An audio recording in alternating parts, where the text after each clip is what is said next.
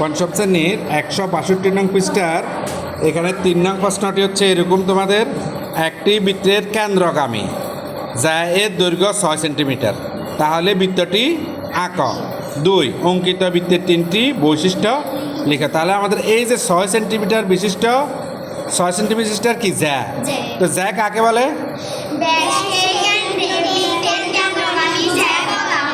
ব্যাসকে জ্যা বলা হয়। তাহলে এই ব্যাসটা কোনখান দিয়ে যায়? বৃত্তের কোনখান দিয়ে যায়? কেন্দ্র দিয়ে যায়। তাহলে বৃত্তের মধ্যে কয়টা কেন্দ্র থাকে? একটি কেন্দ্র থাকে।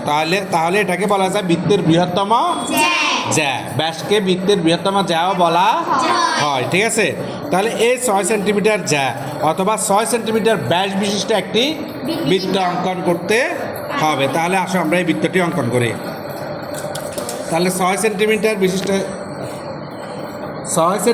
বিশিষ্ট যদি কি হয়, জ্যা হয় বা ব্যাস হয়, তাহলে ব্যাসার্ধ কত হবে?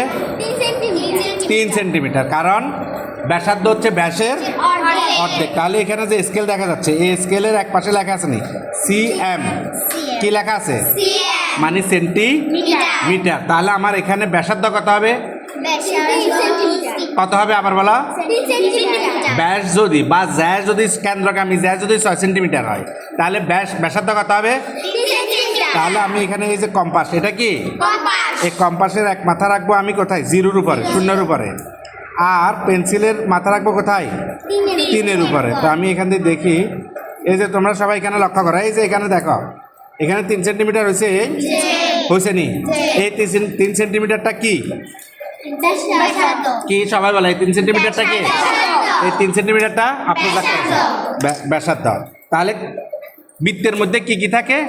কেন্দ্র। প্রথম হচ্ছে কেন্দ্র। আমি একটা বৃত্তের কেন্দ্র নির্ধারণ করলাম, এই কেন্দ্রটা লড়তে পারবে না, এই কেন্দ্রটা লড়তে পারবে, তাহলে আমি কেন্দ্র বসাইলাম। ঠিক আছে, এরপর যে আমি এই যে বৃত্ত চাপাকতেছি, এই যে শুরু করলাম, ঘুরাইতেছি, কেমন ঘুরাইতেছি, এটা লড়তে পারবে না, এটা লড়লে কিন্তু বৃত্ত সমান হবে না, কারণ বৃত্তের পরিধি থেকে প্রতিটা বিন্দুর দূরত্ব কি সমান। কেন্দ্র থেকে পরিধির প্রতিটা বিন্দু দূরত্ব কি হয়? সমান হয়। তা আমি এখানে একটা কি আঁকলাম? বৃত্ত আঁকলাম। তাহলে এটার ব্যাস কত সেন্টিমিটার? ৬ সেন্টিমিটার। গুড মুনতাহা। আমরা এবার দেখি ৬ সেন্টিমিটারটা একটু মেপে দেখি। কেন্দ্রগামী, তো কেন্দ্র কোনটা? এই যে এটাই তো কেন্দ্র। ঠিক আছে, আমরা পেন্সিল অ্যাকশন, এটাই তো কেন্দ্র। কেমন? আমি আরো চিহ্নিত করে দিলাম। তাহলে ব্যাস যেহেতু আমার কত সেন্টিমিটার ছিল, ব্যাসার্ধ যেহেতু আমার 3 সেন্টিমিটার ছিল, তাহলে ব্যাস কত হবে? তাহলে আমি এখানে দেখি ৬ সেন্টিমিটার হয়নি। দেখো হয়নি 6 সেন্টিমিটার। এখানে কত আছে? এই 6। এই যে এখানে কত? 6। এখানে কত? 0। তাহলে আমার ব্যাসার্ধ কত হয়? এই 3 হয়নি, 0 থেকে 3। তাহলে এই যে আমি প্রথমে ব্যাসার্ধটা আঁকলাম, এটা হচ্ছে কি বৃত্তের ব্যাসার্ধ। আর যদি আমি পুরোটা আঁকি তাহলে সেটা হবে কি? এখন হয়ে গেছে ব্যাস। ব্যাস হচ্ছে ব্যাসার্ধের দ্বিগুণ। ব্যাস হচ্ছে ব্যাসার্ধের দ্বিগুণ। তাহলে এটা ৬ সেন্টিমিটার জ্যা বিশিষ্ট একটি কি ৬ সেন্টিমিটার জ্যাকে বা ব্যাস বিশিষ্ট কি বিশিষ্ট বৃত্ত অঙ্কিত হলো। এবার বৃত্তের মধ্যে আর কি কি থাকে? কি থাকে?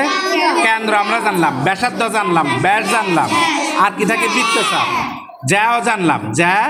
আচ্ছা, আমি এখন জ্যা, এটা হচ্ছে বৃহত্তম জ্যা, এটা হচ্ছে বৃহত্তম জ্যা। আর আমি যদি কেন্দ্রের এই যে বৃত্তচাপ, এখান থেকে মনে করো একটা কি আঁকলাম, রেখা আঁকলাম, এটাকে কি বলে? জ্যা। এটাকে কি বলে? জ্যা বলে। কিন্তু এটা বৃহত্তর নয়। বৃহত্তর জ্যা যেটা, সেটা হচ্ছে ব্যাস। ঠিক আছে, এবার আসে অঙ্কিত বৃত্তের 3টা বৈশিষ্ট্য। ঠিক আছে, তো তোমরা বৈশিষ্ট্যগুলো বলো তো স্যার। প্রথম তোমরা বলো বৈশিষ্ট্য হয়নি। একটি বৃত্তের তাহি একটা বলো, বৃত্তের একটি কেন্দ্র আছে। গুড। তারপর যাই মারিয়া বলো।